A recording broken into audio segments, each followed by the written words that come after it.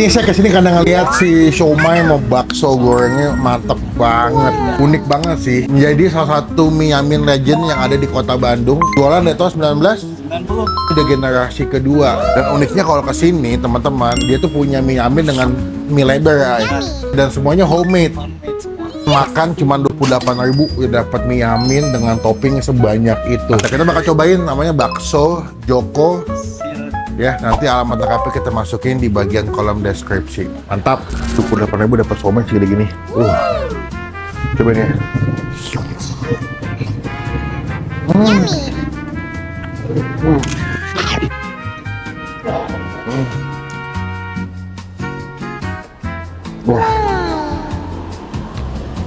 Mie ayamnya udah enak, bumbunya enak. Tapi ketika lo makan pakai somai ya, ini langsung kayak level up tinggi.